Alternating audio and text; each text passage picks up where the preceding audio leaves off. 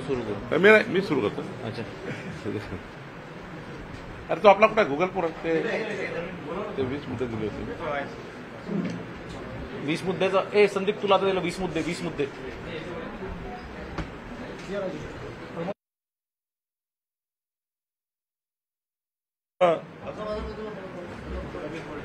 महसूल विभागाच्या दृष्टीनं महत्वाचा दिवस आहे. आज 1 ऑगस्टला संपूर्ण राज्यामध्ये महसूल सप्ताह सुरू झाला आहे. 1 ऑगस्ट ते 7 ऑगस्टपर्यंत आम्ही या महाराष्ट्रामधले आमचे सर्व विभागीय आयुक्त, कलेक्टर, एडीओ, तहसीलदार, तलाठ्यापर्यंत सर्व अधिकारी या सप्ताहामध्ये अत्यंत महत्वाच्या विषयावर काम करणार आहे. जो महसुली सप्ताहाचा पहिला दिवस आहे त्या पहिल्या दिवशी जसं मी नागपुरातनं आज हा सप्ताह सुरू केला. आज भंडाऱ्यामध्ये आलो. आज महसूल खात्यामध्ये जे सेवानिवृत्त अधिकारी आहेत, जे कर्मचारी आहेत, ज्या उत्कृष्ट अधिकाऱ्यांनी काही नाविन्यपूर्ण कार्य केलं आहे, काही कर्मचाऱ्यांनी 100 दिवस जो अभियान आम्ही राबवलं त्या अभियानामध्ये प्रावीण्य प्राप्त केलं आहे, आणि काही लाभार्थ्याचे जे काही लाभार्थी आम्ही आयडेंटिफाय केले आहे, महसूल खात्याच्या योजनांच्या माध्यमातून जनतेला आम्ही लाभ देतो आहे, त्या संदर्भाने काही योजनांचं वाटप आता यानंतर प्रेस झाल्यानंतर होणार आहे. दुसरा 2 ऑगस्ट जो आहे परवाचा, जो उद्याचा, तर भंडारा जिल्ह्यामध्ये प्रामुख्याने आज मी जेव्हा 2.5 तास सलग महसूल खातं यावर चर्चा करत होतो, भंडारा जिल्ह्यामध्ये खूप मोठा प्रश्न हा सरकारी जागेवर जे लोक 2011 पासून अतिक्रमण करून त्या ठिकाणी आहेत त्यांना प्रोटेक्शन आहे. त्या प्रोटेक्शन जे आहे, पण सरकारने प्रोटेक्शन दिलं आहे, पण त्या लोकांना पट्टे वाटप झाले नाही. अजूनही भंडारा शहरामध्ये नजूलच्या जागेवर, हा विषय माझा आहे महसूल मंत्री म्हणून, नजूलच्या जागेवर जवळपास 50% भंडारा शहर हे बसलेलं आहे, पण त्यांना कुठलंही स्वामित्व सरकारकडनं मिळालं नाही.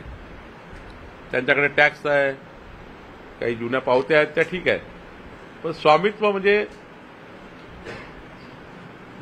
आमच्या भूमी अभिलेख खात्याने ड्रोन सर्वेक्षण करून प्रत्येकाची सनद, प्रॉपर्टी कार्ड दिलं गेलं नाही. आणि जे नजूलवर आहे त्या नजूल जागेचे संपूर्ण पट्टे वाटपाची योजना भंडारा शहरामध्ये किंवा या 7 नगरपालिका ज्या भंडारा जिल्ह्यात आहेत त्या कुठल्याही नगरपालिकेला झाल्या नाही. त्यामुळे आम्ही ग्रामीण भागामधल्या सर्व गावठाणांना, सर्व घरांना ड्रोन सर्वेक्षण करून त्यांना तर स्वामित्व देणार आहोत, पण पुढच्या काळामध्ये, पुढच्या वर्षभरामध्ये किमान आम्ही हा विचार करतो आहे की भंडारा शहरातल्या आणि 7 नगरपालिकेच्या प्रत्येक व्यक्तीला प्रॉपर्टी कार्ड द्यायचं. त्याकरता लागणारं, जसं आता काल हुडकेश्वरला 45,000 घरं आहेत, तिथे आम्ही 1.5 कोटी रुपये खर्च करून ड्रोन सर्वेक्षण केलं आणि प्रत्येकाची सनद तयार झाली. डीपीसीच्या माध्यमातून 5 कोटी रुपये आम्ही खर्च करू, आणि आमचा भूमी अभिलेख विभाग, मोजणी विभाग हा भंडारा आणि सर्व नगरपालिकाचे संपूर्ण ड्रोन सर्वे करतील, आणि सर्व भंडाराच्या, सर्व नगरपालिकेच्या सर्व घरांना, ते खाजगी मालमत्ता असो की सरकारी जागेवर बसले असो, त्यांना सनद देण्याचा कार्यक्रम तयार करण्याची योजना आम्ही तयार केली आहे. या ठिकाणी आम्ही हा विचार करतो आहे की जेवढे पानंद रस्ते आहेत जे महसूलच्या अधिकारात आहे, या पानंद रस्त्याचं व्हिलेज वाईज मॅपिंग करतोय. हे कधी काळी 1911 ते 1930 इंग्रजाच्या काळात झालं होतं. आणि मग एकत्रीकरणाचा काळा झाला. एकत्रीकरण म्हणजे 82-83. तेव्हापासून हा रेकॉर्ड कधीच अपडेट झाला नाही.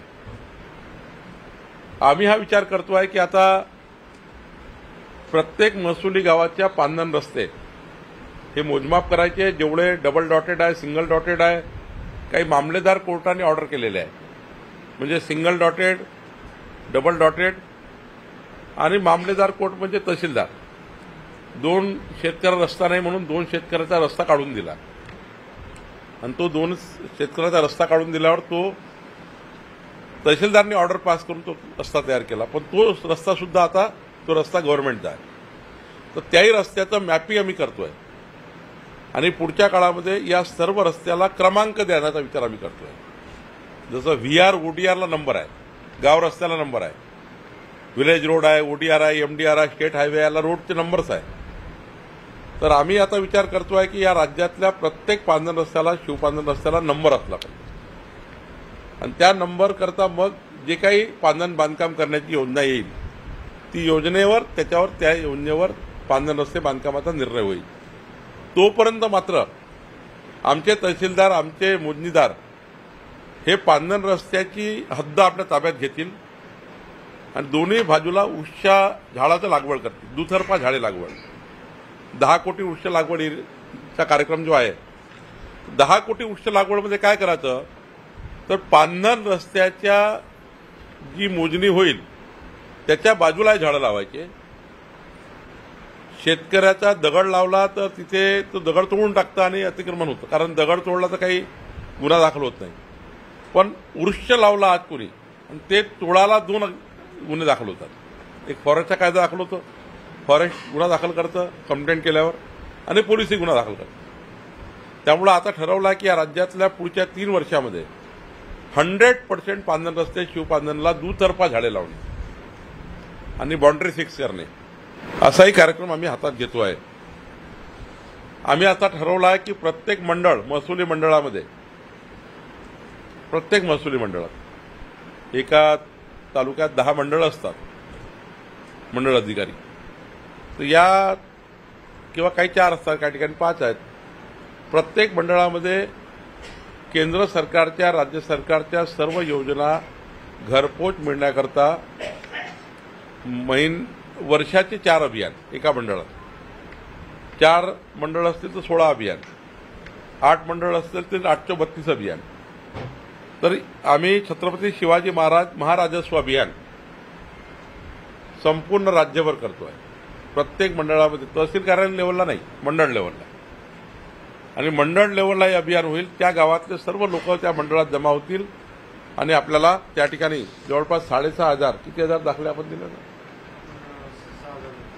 7,000 दाखले आम्ही आता या छत्रपती शिवाजी महाराज अभियानात दिले आणि आता ते कंटिन्यू सुरू राहणार आहे. हे अभियान पुढचे 5 वर्ष राहणार आहे. एका मंडळात वर्षात 4 वेळा अभियान होईल. एका मंडळात 4 अभियान होतील, म्हणजे एका तालुक्यात 32 अभियान होतील वर्षभरात, किमान 32 होतील. यातनं आम्हाला लोकांचे कामं करायचे आहे. प्रवासामध्ये मला खूप लोकांचे अप्लिकेशन येत आहे की संजय गांधी विशेष सहाय्य योजनेमध्ये 20% लोकांचे डीबीटी झाले नाही, त्यामुळं संजय गांधीच्या लाभार्थ्यांना पैसा मिळाला नाही. आता पहिला काय योजना होती, केंद्राचे पैसे, राज्याचे पैसे यायचे आणि ट्रेझरीमध्ये जायचे, ट्रेझरीचं तहसीलकडे यायचे, तहसील वाटप करायचे. पण आता लाडक्या बहिणीसारखं डीबीटी केलं आहे. तर जे गरीब माणसं आहे, अपंग आहे, अंध आहे, त्यांना डीबीटी होत नाहीये. म्हणून आम्ही आता 5 तारखेला, या महिन्याच्या 5 ऑगस्टला आमचे तलाठी घरोघरी जातील. त्याच्या डीबीटीची यादी आज आम्ही काढणार आहे. कुणाचा डीबीटी राहिला आहे, गाववाईज, व्हिलेज वाईज यादी आता आम्ही आज तलाठ्याला देतो आहे आणि जेवढे लोक राहिले असतील त्याच्या डीबीटी करून देण्याची योजना आज आम्ही तयार केली. आणि ही डीबीटी झाल्यावर त्याचा पगार चालू होईल, थांबलेला जुना पगार मिळेल. काही ठिकाणी मात्र असं झालं आहे की जो विशेष सहाय्यता जो लाभार्थी आहे त्यांच्याकडे 2 किंवा 3 अकाउंट आहे अलग अलग बँकेत. आधार कार्डला जे अकाउंट जोडलं गेलं तिथे पैसे आले पण त्याला माहिती नाही. त्याचीही आम्ही उजळणी या अभियानात करून घेतो आहे. 6 तारखेला आम्ही शासकीय जागेवरचे अतिक्रमण धनदांडग्या लोकांनी, बलाढ्य लोकांनी जे सरकारी जागा हडप केल्या आहेत, प्रधानमंत्री आवास योजनेच्या गरीब माणसाला आम्ही प्रोटेक्शन करतोय. त्याला 2011च्या नियमाप्रमाणे आम्ही त्यांना घर बांधकाम करण्याकरता पट्टा येतोय. पण धनदांडग्या लोकांनी जे अतिक्रमण केलं आहे सरकारी जागेवर, तो 6 ऑगस्टला आम्ही काढणार आहोत. संपूर्ण एसपी आणि कलेक्टर त्याची योजना तयार करतील. भंडाऱ्यामध्ये कोणी कोणी अतिक्रमण केलं आहे सरकारी जागेवर, कोणी कोणी व्यावसायिक संकुलं उभे केले आहेत. आणि 7 तारखेला एक ही जे वाळू चोरी चालू आहे किंवा वाळूचे जे मोठे बलाढ्य लोक, वाळू माफिया या राज्यात तयार झाले आहे. आम्ही राज्यामध्ये एका जिल्ह्यात 50 वाळूचे क्रेशर टाकतो. एम सँड, कृत्रिम वाळू, नैसर्गिक वाळू नाही, कृत्रिम वाळू तयार करणे. आणि आता राज्य सरकारने असा निर्णय घेतला आहे की जेवढे पीडब्ल्यूडीचे बांधकाम असेल, इरिगेशनचे बांधकाम असेल, ग्रामपंचायत असेल, नैसर्गिक वाळू वापरायची नाही. पुढच्या 3 वर्षामध्ये 100% एमसँड वापरायची. एमसँड म्हणजे दगडापासून तयार केलेली वाळू. त्याकरता दगडखानी ज्या आहेत त्या दगडावर आम्ही एमसँड क्रेशर लावतोय. 1,500 क्रेशर राज्यामध्ये लावतोय. म्हणजे उद्याच्या काळामध्ये नैसर्गिक वाळूची जी पद्धती आहे ती पद्धती आजच्या उद्या बंद करावी लागणार आहे. वाळूमुळे होणारं मोठं नुकसान नद्यांचं हे थांबवायचं आहे. आणि म्हणून राज्यामध्ये एमसँडचे आम्ही 1,500 क्रेशर लावतोय. मी आज कलेक्टरला एसओपी आलेली आहेत कसे क्रेशर असणार. आणि ते सर्व क्रेशरची वाळू पीडब्ल्यूडी घेणार, इरिगेशन घेणार. ती याच्यापेक्षा 10 पट जास्त प्रभावी असणार वाळूपेक्षा, आपल्या वनगंगेच्या वाळूपेक्षा. असा आम्ही एक 50 क्रेशर देतो आहे. याच्याकरताही काम करतो आहे. या ठिकाणी सर्वांसाठी घरे योजनेमध्ये माननीय प्रधानमंत्र्यांनी 30 लाख घरं राज्याला दिले आहे. त्यातले किमान 1 लाख घरं भंडाऱ्याला मिळाले पाहिजे. याकरता जे मी आताच सांगितलं की जोपर्यंत कलेक्टर पट्टे वाटप करणार नाही तोपर्यंत प्रधानमंत्री घर मिळणार. कारण प्रधानमंत्री घराला स्वामित्व लागतं. तर त्याची आपल्याला 1 लक्ष घरं बुक करायची आहे. त्याच्यासाठी मी आढावा घेतला. आता वाळूघाट लिल्लाव होणार आहे. मागची ती डेपोवाली योजना मी रद्द केली आहे. डेपो ज्यांना पहिले ऑलरेडी काढून टाकले होते त्याचे सुरू राहतील. आता हे 30 सप्टेंबरपर्यंत. मग राज्यामध्ये वाळू धोरण आम्ही बदललं. आता चंद्रपूरच्या नवीन धोरणाप्रमाणे 125 कोटी रुपयाचं टेंडर निघालं. 125 कोटी रुपये सरकारला आले. थोडा भंडाऱ्यामध्ये काय झालं आहे की आज मी कलेक्टरचा आढावा घेतला. 7 लाख ब्रास फक्त दाखवला आहे भंडाऱ्याची वाळू नदीमध्ये. माझी माहिती आहे की 25 लाख ब्रास वाळू आहे. पण कमी दाखवून टेंडर काढायची आणि वर्षभर मग चोऱ्या करायच्या. म्हणजे आता कमी दाखवली तेवढा लिलाव जाईल आणि मग कॉन्ट्रॅक्टर काय करेल, ज्यांनी घेतला तो 1 ब्रासची रॉयल्टी फाळेल आणि पूर्ण ट्रक घेऊन जाईल.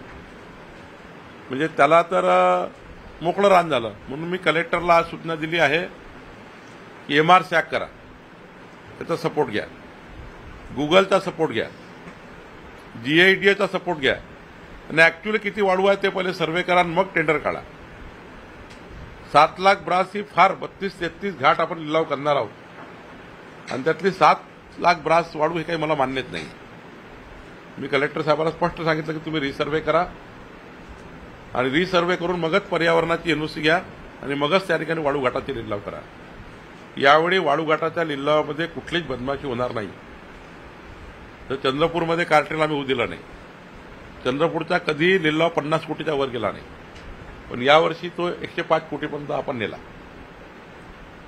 आणि भंडाऱ्यामध्ये सुद्धा आपण आता कार्टेल होऊ देणार नाही. एजओ वाईज लिलाव होणार आहे. म्हणजे एजओ जेवढे भाग आहेत तेवढे 3 लिलाव या ठिकाणी होतील. तिथे आपण त्या ठिकाणी आम्ही पुन्हा एक प्रयोग करतोय की जेव्हापासून उत्खनन सुरू झालं गौण खनिज, गिट्टी, वाळू, रेती वगैरे, आतापर्यंत भंडाऱ्यात किती खोदकाम झालं या 20 वर्षात. त्याचा ड्रोन मॅपिंग करण्याचा निर्णय घेतला. ड्रोननी कळेल आपल्याला भंडारा किती कुठं कुठं काय खोदलं गेलं. आणि किती सरकारला पैसे भेटले आणि किती डुबले.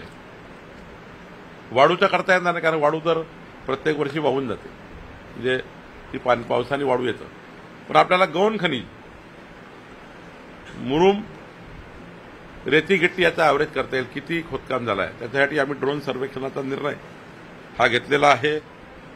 या ठिकाणी जे तहसीलदार ते मंत्र्यापर्यंत जे अर्धन्यायिक प्रकरण चालतात लोकांचे, कोर्ट केस, तर मी सांगितलं आहे की 3 महिन्याच्या आतमध्ये काम चांगलं केलं आहे त्यांनी.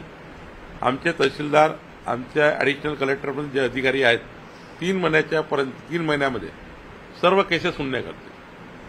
अर्धन्यायिक केसेस, ज्या केसेस चालतात, नायब तहसीलदारकडे चालतात, ईडीओकडे चालतात, 1-1 वर्ष चालतात, 2-2 वर्ष चालतात. त्या 3 महिन्यामध्ये आपल्याला केसेस शून्य करायचे आहे. भोगवटदार वर्ग 2च्या 1 करणे, जमिनी स्वामित्व, म्हणजे जे भूमिधारी आहे त्याला वर्ग 2 आहे त्याला भूमिस्वामी करणे, याची योजना मी कलेक्टरला तयार करून दिली आहे. ॲग्री स्टॅकमध्ये फार चांगलं काम झालं आहे. ॲग्री स्टॅक म्हणजे काय आहे, केंद्र सरकारने एक असं नोंदणी आणलेली आहे की 100% शेतकऱ्यांना ॲग्री स्टॅक बनवायचा आहे. महसूल आणि कृषी विभाग, आणि ते जो ॲग्री स्टॅकचा नंबर राहील ज्या शेतकऱ्याला मिळेल, त्या शेतकऱ्याला संपूर्ण योजना केंद्र राज्याच्या त्या नंबरवर मिळेल. मग त्याला कुठे जायची गरज नाही. त्यात काय सबसिडी आली का त्या नंबरवर, म्हणजे एक नोंदणी अशी राहील ॲग्री स्टॅक नावाची, ज्यामध्ये केंद्र राज्य सरकारच्या संपूर्ण शेतकऱ्याच्या योजना ॲग्री स्टॅकवर येईल. आणि मला अभिमान आहे की 84% भंडाराची, आता समजा धानाचा बोनस आहे तो ॲग्री स्टॅक, धानाची सबसिडी आहे समजा काही ॲग्री स्टॅकवर, कुठले नुकसान भरपाई ॲग्री स्टॅकवर. 84% लोकांनी, आता शहरात भागात राहणारे जे लोक आहेत ज्यांनी जमिनी घेऊन ठेवल्या, त्याच्यामध्ये त्या लोकांनी नोंदणी केली नाहीये. तोही प्रयत्न आपण सांगतोय. माननीय देवेंद्र फडणवीस साहेबांनी मागे जाहीर केला आहे की ॲग्री स्टॅकवर जो शेतकरी राहणार नाही त्याला विजेची सबसिडी मिळणार नाही. म्हणजे विजेची सबसिडी घ्यायची असेल, म्हणजे आपण जे जाहीर केलं की पुढचे 5 वर्ष देवेंद्र फडणवीस सरकार शेतकऱ्याकडनं कुठलेही वीज बिल घेणार नाही पुढचे 5 वर्ष. हा आमचा संकल्पनामा होता, तो केला. तो घेत नाही आम्ही लोकांकडनं पैसे. पण आता ॲग्री स्टॅकवर समजा येत नसेल तर मात्र सबसिडी बंद करण्याचा विचार आम्ही करू. कारण 16% शेतकरी असे आहेत जे ॲग्री स्टॅकवर नाही आहे, ते आले पाहिजे. त्यांचे इन्शुरन्स होणार आहे, त्यांचं खताचं बियाणाचं वाटप तिथून होणार आहे. त्यामुळे 84% चांगलं काम कलेक्टरनी केलं आहे. या ठिकाणी मी जिल्हाधिकाऱ्यांना सांगितलं की लोकशाही दिवस चालू केले पाहिजे. लोकशाही दिन बंद पडलेले आहे. आज मोठ्या प्रमाणावर तहसीलदार, SLR, नोंदणी अधिकारी याच्या मोठ्या तक्रारी प्राप्त झाल्या आहेत. माझ्याकडे खूप तक्रारी आल्या. मी 1 तास 1.5 तास लोकांना जर दिला तक्रारी घेण्याकरता, त्या तक्रारीचं निवारण करण्याकरता आम्ही काम करू. पण पुढच्या काळामध्ये लोकशाही दिनाचा कार्यक्रम आम्ही चालू करणार आहे. त्यातनं मोठ्या प्रमाणावर लोकांना मंत्र्याकडे जायची गरज पडणार नाही. पुढच्या काळामध्ये आम्ही एक पंधरवडा करणार आहोत. राष्ट्रनेता प्रधानमंत्री नरेंद्र मोदी यांचा वाढदिवस 17 सप्टेंबर, ते राष्ट्रपिता महात्मा गांधीची जयंती 2 ऑक्टोबर, या 15 दिवसामध्ये आमचे सर्व कलेक्टर बसून नेमकं महसूल खात्याचे जे बदल आहेत, म्हणजे विकसित महाराष्ट्राचा संकल्प आपण केला तर विकसित महाराष्ट्राला अपेक्षित असलेले महसूल खात्यामधले काही जुने कायदे आहेत, ज्या कायद्याचा कालबाह्य झाले आहेत, नवीन कायदे आणण्याची गरज आहे. लोकांना त्या ठिकाणी सुलभ कसं त्या ठिकाणी योजना मिळतील त्याकरता काही गोष्टी करायच्या आहेत. तेही अभियान आम्ही पुढच्या काळात करणार आहोत. या ठिकाणी भूसंपादन झाल्यानंतर जमिनी शेतकऱ्याच्या नावाने शिल्लक राहतात. म्हणजे एखादा रस्ता गेला, जमीन घेतली, पण जमीन 7/12 शेतकऱ्याला तेवढीच आहे, कमी जास्त पत्रक झालं नाही. तर पुढच्या 3 महिन्यामध्ये सर्व कमी जास्त, कॅनल गेला पण जमीन अजूनही कॅनलच्या नावाने नाही, इरिगेशनच्या नावाने नाही. रस्ता गेला पण रस्त्याची जमीन घेतली पण कास्तकाराच्या 7/12 कमीच झाली नाही, शेतकऱ्याच्या नावाने जमिनी आहे. त्यामुळे पुढच्या 3 महिन्यामध्ये कजाप करतोय, कमी जास्त पत्रक आम्ही करतोय। जमिनी ज्या गेल्या संपादन झाल्या, भूसंपादन झाल्या, ज्या ज्या ॲक्वायरिंग बॉडीने ज्या ज्या भूसंपादन संस्थेने जमीन ॲक्वायर केली त्या भूसंपादन संस्थेला आम्ही ती जमीन त्यांच्या नावाने करून देणार आहोत। त्याचाही एक कार्यक्रम आम्ही तयार करणार आहोत। सर्वात महत्त्वाचा कायदा जो आपण केला आहे, मी मंत्री झाल्यावर माननीय देवेंद्र फडणवीसजींनी एक शब्द दिला होता, तुकडेबंदी कायदा। आता भंडारा शहरात गरीब माणसांनी 1000 फुटाचा प्लॉट घेतला, 500 फुटाचा प्लॉट घेतला, आपलं सर्वस्व नोकरीचे पैसे खर्च केले, पण तुकडेबंदी कायदा असल्यामुळं त्याचं रजिस्ट्री होत नाही। लेआउटवाला विकून चालला गेला, कोणी मायबाप नाही, 100 रुपये स्टॅम्पवर रजिस्ट्री, 100 रुपये स्टॅम्पवर फक्त करारनामा आहे, नोटरी झालेली आहे, त्याचा मुद्रांक अधिकारी रजिस्ट्री करून घेत नाही। तुकडेबंदी कायदा असल्यामुळे तुकड्या तुकड्यामध्ये तुम्हाला सातबारा करता येत नाही, 10 गुंठ्याशिवाय सातबारा तयार होत नाही, तुकडेबंदी कायदा आहे। आता राज्य सरकारने तुकडेबंदी कायदा निरस्त केला आहे, त्यामुळे भंडारा शहर, जेवढ्या नगरपालिका, नागरी भाग जो झाला आहे तिथे आता पुढच्या 15 दिवसामध्ये जी आम्ही SOP तयार करतोय, म्हणजे कसं रजिस्ट्रेशन करायचं, या लोकांना कसं रेग्युलराईज करायचं, कायद्याच्या सर्व म्हणजे नगरविकास कायदे, महसुली कायदे, स्टॅम्प ॲक्ट आणि जमाबंदी आयुक्त या ते ॲक्ट, हे सर्व ॲक्ट एकत्रित करून सर्व घरांना कायदेशीर करण्याची योजना तुकडेबंदी कायदा निरस्त करून करतोय। एक मोठा निर्णय महाराष्ट्र सरकारने घेतला, तुकडेबंदी कायदा रद्द करण्यात। त्यातनं 1.5 कोटी लोकांना महाराष्ट्रातल्या सरळ सरळ फायदा होणार आहे। 1.5 कोटी घरं जे लोकांचे रेग्युलाइज होणार आहे, जे अनथराईज आहे ते रेग्युलर करण्यासाठी आम्ही काम करतोय।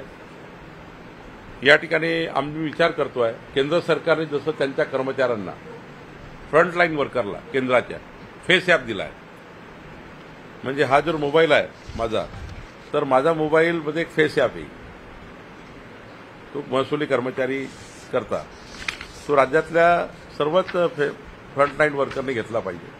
केंद्र सरकारने केला आहे, पण राज्यात महसूल विभाग पहिल्यांदा करताय। तलाठ्याचा जो मोबाईल असेल, तलाठ्याच्या मोबाईलला फेस ॲप त्याला टाकावं लागेल, आणि फेस ॲप टाकल्यावर जोपर्यंत तलाठी त्याच्या कार्यक्षेत्रामध्ये तलाठ्याचे जाऊन या फेस ॲपवर आपला फेस रजिस्टर करत नाही तोपर्यंत त्याची प्रेझेंटी लागणार नाही। तहसीलदारला आपल्या ऑफिसमध्ये आल्यावरच त्याच्यावर जाता येईल, कारण त्याचं जिओ फेन्सिंग आहे, त्याच एरियात जाऊन तुम्ही त्याला रजिस्टर करू शकता, म्हणजे त्याची प्रेझेंटी करू शकता। म्हणजे कलेक्टर समजा कलेक्टर साहेब फेस ॲपवर आले तर कलेक्टर साहेब कलेक्टर ऑफिसच्या एरियामध्ये आपला ते घरी बसून फेस ॲपवर रजिस्टर करू शकणार नाही। त्यामुळं ती प्रणाली आम्ही आणतोय राज्यामध्ये, त्याचे काम करतोय मी।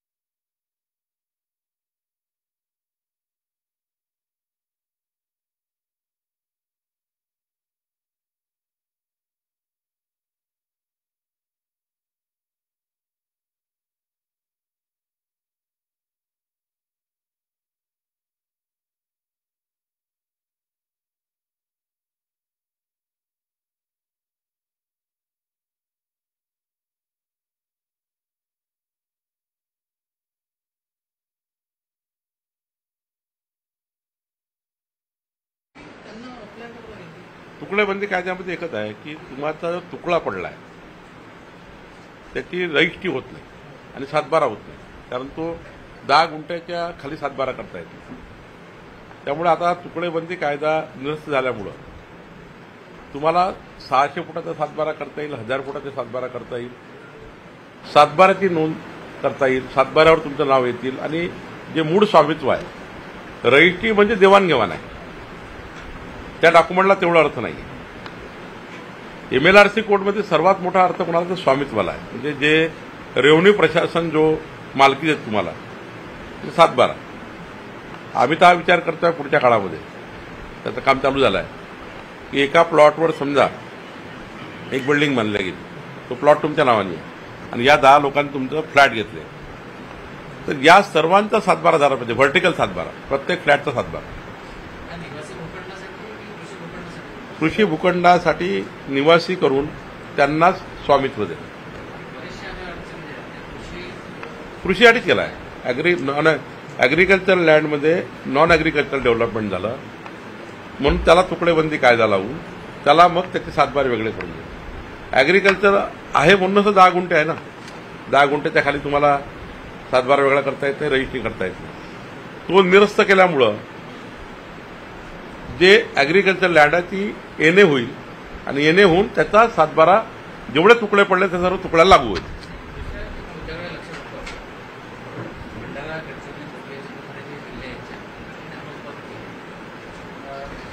परंपरागत शेतीचे जेव्हा हिस्से वाटले तेव्हा तुकडा तुकडा तुकडा होत असतो, त्याला जर वेगळ्याचे असे हिस्से त्याला वेगळा सातबारा दिला. आता या दुसऱ्या निर्णयामध्ये त्याला वेगळा सातबारा. ॲग्रिकल्चर लँडमध्ये नागरिक क्षेत्रामध्ये तयार झालेले जे व्यवहार आहेत ते व्यवहार रेग्युलाइज करण्यासाठी आहे. तुम्ही जर सरसकट तुकडेबंदी जर लागू केला तर लोक काय करतील, तिथे अनऑथराइज डेव्हलपमेंट सुरू होईल. म्हणजे कशी तुकडे पाडतील, कशी पोटहिस्से पाडतील, कशी त्या ठिकाणी हे होईल. त्याच्या सातबारामध्ये एका सातबारा सर्वांची नावं येतील. तुकडेबंदी नाही आवडतात तिकडे, पण एका सातबारावर 10 नावं चढतील, तर 10 नावावर त्यांचं क्षेत्र डिसाईड होईल. या तुकडेबंदी कायद्यामध्ये काय होईल, नागरी भागातल्या वेगळा सातबारा तयार प्रत्येकाचा. शेतकऱ्यांना विक्री करायला फार अडचण येते. जेव्हा त्याची गुंठेपर्यंत शिकली 10 गुंठ्यापर्यंत ऑलरेडी आपण तुकडेबंदी कायदा निरस्त केला. 10 गुंठ्यामध्ये 10,000 स्क्वेअर, पाव एकरपर्यंत. पाव एकरला तुम्हाला तर सातबारा वेगळा करता येतो, तो केला आपण, त्यामध्ये होऊन जातं शेतीचं काम. पण शहरी भागात मात्र 600 फूट, 500 फूट, 1000 फूट विचारता प्रधानमंत्री आवास योजना 500 फूट, 600 फुटाच्या लोकांनी प्लॉट घेतलाय, सातबाराच बनू शकत नाही. 1000 फुटाचा प्लॉट घेतला, सातबारा बनू शकत नाही. त्यामुळे सर्वांचा सातबारा. मी तर इथपण जातो आहे, माननीय फडणवीस साहेबांनी मला सूचना दिली आहे की व्हर्टिकल सातबारा तयार करा. म्हणजे तुमचा प्लॉट आहे, त्याच्यावर 10 घरं आहेत, 10ने रजिस्ट्री करून टाका, 10 फ्लॅट आहे, त्याच्यावर काहीच डॉक्युमेंट नाही, फक्त रजिस्ट्री आहे किंवा नगरपालिकेचा टॅक्स आहे, त्याच्यापेक्षा काय डॉक्युमेंट आहे. तर त्याला कुठलं स्वामित्व, त्याला स्वामित्वच नाही आहे. त्याचा सुद्धा सातबारा तयार करण्याचा निर्णय आम्ही करतोय, व्हर्टिकल सातबारा. बिल्डरच्याच नावाने. म्हणूनच काय होईल, म्हणूनच आता व्हर्टिकल सातबारा आला की तुमचा फ्लॅटची बांधकाम आणि त्याचा शेअर खालचा त्या प्लॉटचा ऑटोमॅटिक तुमच्या शेअरला जाईल. अनडिवायडेड शेअर तयार होतील. म्हणजे 30 फ्लॅटला त्याचा खालचा शेअर जाईल आणि सातबारा तुमचा वेगळा होईल फ्लॅटचा. पुढे आम्हाला 2 वर्ष लागेल व्हर्टिकल सातबारा. आणि दुसरं जे एक महत्वाचं काम आम्ही करतोय IGR कडे, कॅम्प कमिशनर. जसं आता मुंबईमध्ये एक उदाहरण, जसं नागपूरचं उदाहरण, रेडिसन हॉटेल आहे. रेडिसन हॉटेलची बिल्डिंगचं रेडी रकना खूप जास्त आहे, मुद्रांक शुल्क. त्याच्या बाजूला एक झोपडपट्टी आहे, त्याच्या बाजूला एक माळाची वस्ती आहे. तर आता काय आहे की त्याचा झोन तयार झाला आहे, असा झोन. त्या झोनमध्ये आमचे मुद्रांक अधिकारी हा झोन तयार केला. त्या झोन तयार केला तर रेडिसनचा रेट जो ठरवला तो 4 लोकांना तोच लागतो. SRAच्या झोपडपट्टीला तोच लागतो, बाजूच्या घराला तोच लागतो, रेडिसनचा रेट. आता आम्ही पुढच्या 2 वर्षामध्ये मायक्रो झोनिंग करतो. जसं भंडाऱ्यामध्ये एक मोठी बिल्डिंग आहे, टावर, त्या टावरचा रेडी रेकनर वेगळा राहील, पण त्याच्या बाजूचा असल्या गरीब माणसाचा वेगळा रेडी रेकनर राहील. आज काय होऊन राहिलं की झोन केल्यामुळे, एकच झोन असल्यामुळे एक रेडी रेकनर सर्वात लागू होऊन जातं. त्याच्यामुळे खूप नुकसान होतं. डेव्हलपमेंट होत नाही, किंवा एवढी रजिस्ट्रीचे पैसे लागतात की ते रजिस्ट्री होऊ शकत नाही, कारण रेटच एवढा आहे रेडी रेकनरचा की काहीच करू शकत नाही. आणि काही ठिकाणी खूप कमी रेडी रेकनरचा रेट आहे. त्यामुळे पुढच्या 2 वर्षामध्ये आम्ही मायक्रो झोनिंग करतोय, प्लॉट वाईज झोनिंग. तुमच्या प्लॉटचा रेट वेगळा, यांच्या प्लॉटचा वेगळा. जसं जसं ज्याचं डेव्हलपमेंट झालं आहे, कॉमर्शियल डेव्हलपमेंट झालं असेल तर कॉमर्शियल रेट, रेसिडेन्शियल डेव्हलपमेंट झालं तर रेसिडेन्शियल रेट. पण झोन एकच आहे, वॉर्ड एकच आहे. आता वॉर्डाला एकच रेट लागतो कोणाला काही झाला ना, तर तोही आम्ही एक निर्णय करतोय. एक महत्वाचा निर्णय जो लागू झाला आहे, 1 डिस्ट्रिक्ट 1 रजिस्ट्रेशन आता सुरू झाला आहे. आपल्या जिल्ह्यातली कुठली रजिस्ट्री कुठल्या रजिस्टर ऑफिसमधून करतायत आत्ता जिल्ह्यामध्ये.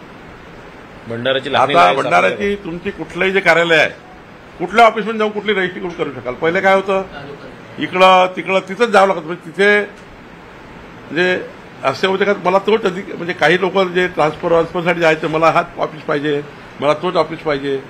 आता कुठला व्यक्ती कुठे रजिस्ट्री करू शकतं. पुढच्या 6 महिन्यामध्ये आपण अशी यंत्रणा आणतो आहे, 1 स्टेट 1 रजिस्ट्रेशन. तर पुण्याची रजिस्ट्री तुम्ही भंडाऱ्यातून करू शकाल. यामध्ये बरेचसे धोके सुद्धा वर्तवले होते. काही त्याचं चुकीचं आहे. सरकारने सारे संभ्रम दूर केले आहे. त्याचा आता लागू होणार आहे. झालं अजून ते 1 स्टेट 1 रजिस्ट्रेशन आम्ही त्याची यंत्रणा डेव्हलप करतोय. इतर देशामध्ये आहे, जगामध्ये हेच आहे 1 स्टेट 1 रजिस्ट्रेशन. त्याची यंत्रणा डेव्हलप करायला मला 2 वर्ष लागेल. पण राज्य याच्यावर चाललं आहे की 1 स्टेट 1 रजिस्ट्रेशन आणि फेसलेस नोंदणी. तुम्हाला रजिस्टर करायला जायची गरज नाही. तुमचं आधार कार्ड पुरे आहे, तुमच्या आधार कार्डचा नक्षा पुरे आहे. सर, माझा एक प्रश्न होता, पीक विम्याच्या बाबतीमध्ये मागच्या वर्षी 1 रुपया होतं, आता क्रॉपचं आता 440 झालं आहे. काय पीक विमा crop loan insurance, crop loan इन्शुरन्समध्ये करेक्ट सर काय झालं म्हणतात व्हॅल्यू 1 रुपयाचे 440 रुपये झाले म्हणतात. मागच्या वर्षी बँकेमधून आपण घेतलंय लोन, क्रॉप लोन. त्याच्यामध्ये आता या वर्षी मागच्या वर्षी 1 रुपया कटलं, यावेळेस 440 रुपये कटले. महसूलचेच विचारा ना, आज महसूल देणं, महसूलचेच विचार. अरे महसूलचेच विचार ना. जरा ते 5 जरा विचार. हा बोला. एक मिनिट यांचं होऊ द्या महिलांचं. एक मिनिट.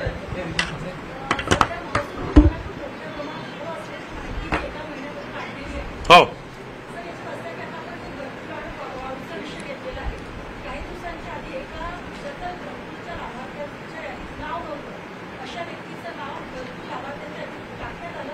एवढंच नाही तर त्याच्या नावावर रॉयल्टी जनरेट करण्यात आली, त्याच्या नावावर रॉयल्टी उचल झाली आणि एखादी विक्री झाली.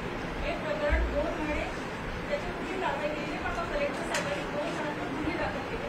त्यानंतर कुठेतरी पाणी होत आहे असं मला वाटल्यावर मी महिन्याभराची माहिती काढली.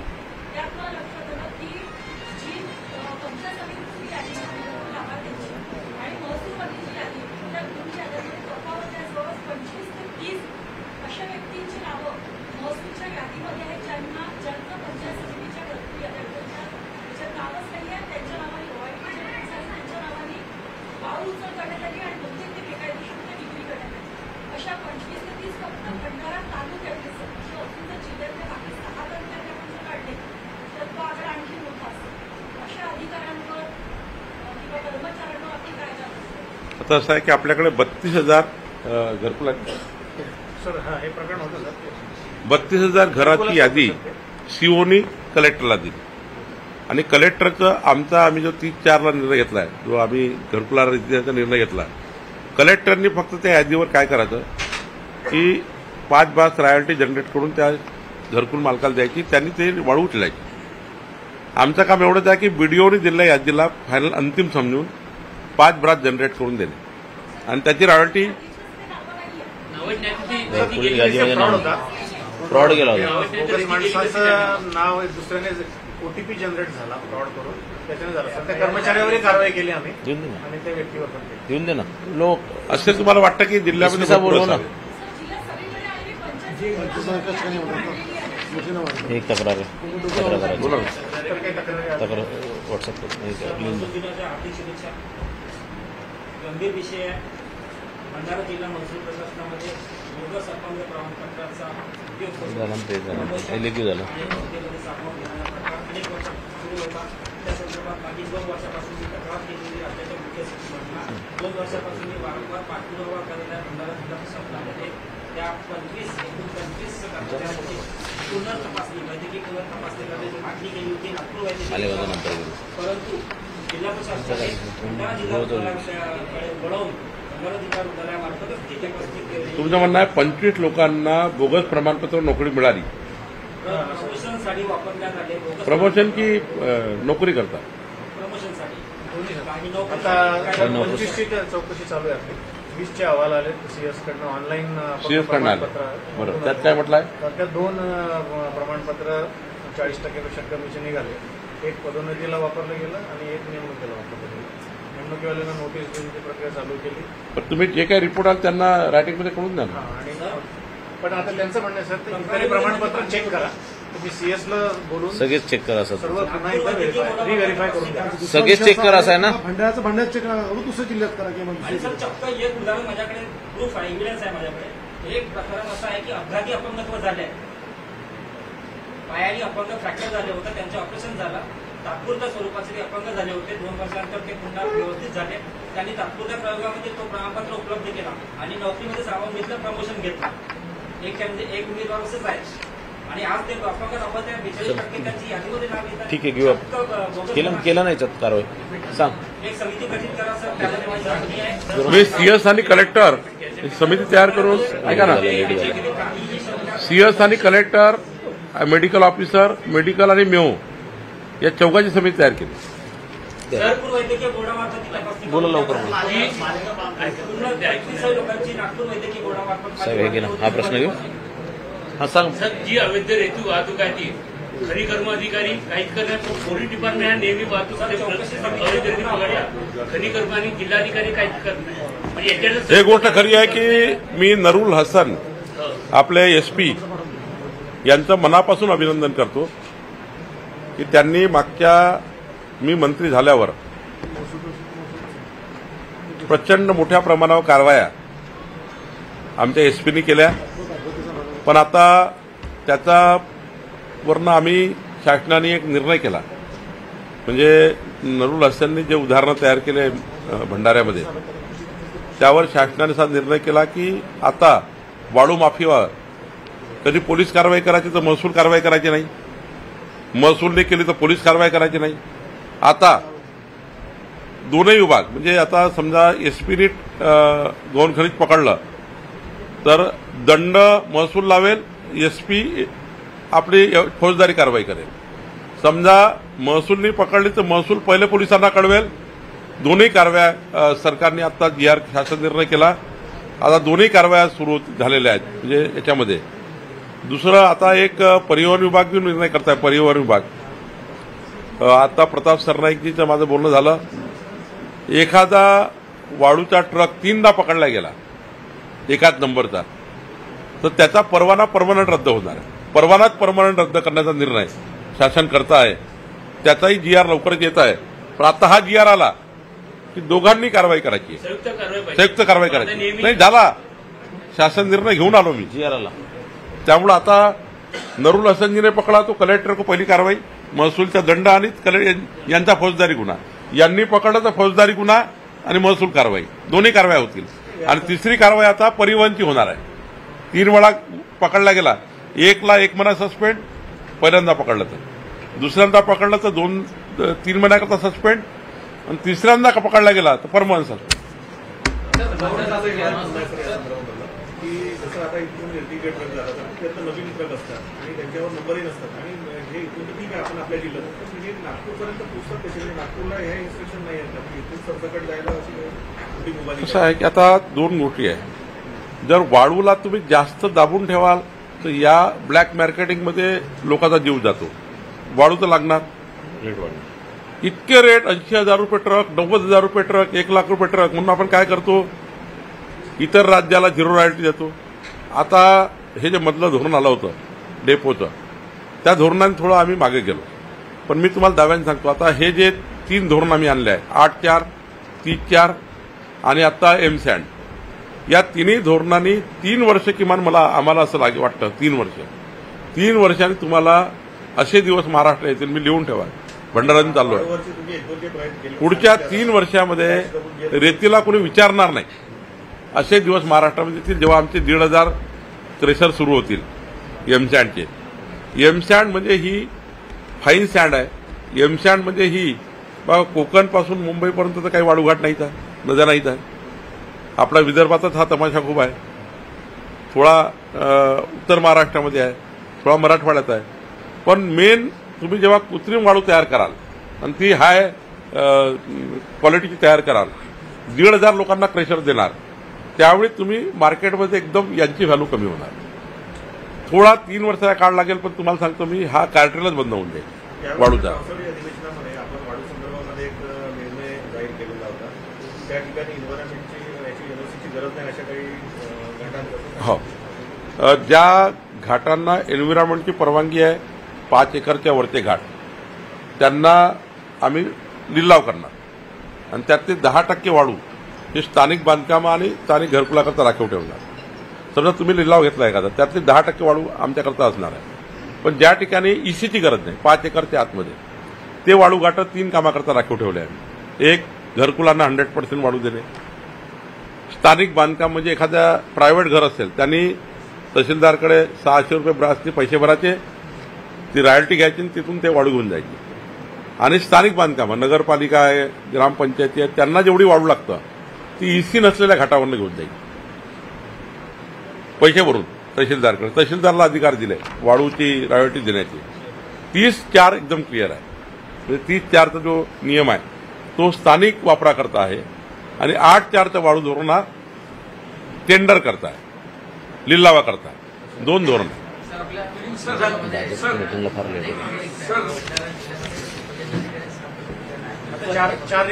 आता मी दिले आहे. एक आय एस ऑफिसर आता तुमच्याला जॉईन होते आहे, ADO आयएस दिला आहे मी, ADO आयएस देतोय, 7ला जॉईन होते आहे. आणि ती 15 दिवसामध्ये पूर्ण पोट भरणार आहे. सर, एक मुद्दा अनुत्तरित राहिलेला आहे. हा, तुमचा DYSP IPS आहे. सर, एक मुद्दा अनुत्तरित राहिलेला आहे. इथे आज आक्षेपार्ह पोस्ट व्हायरल झाल्यानंतर तिथे तणावाची परिस्थिती निर्माण झालेली आहे. राज्यामध्ये अशा अनेक घटना घडत आहेत. काय यावर राज्य सरकार कशा पद्धतीची उपाययोजना करते? नाही, काय झालं व्हायरल मला मी दिवस आक्षेपार्ह पोस्ट व्हायरल झाली आणि तिथे तणावाची परिस्थिती निर्माण झाली आहे, दंगे झाले. सर, मला एक मुद्दा अनुत्तरित राहिलेला आहे. वाटा भी करत सर, एक मुद्दा परत लोक पूर्व ATS अधिकारी का बयान है? सर्वांसाठी एक मुद्दा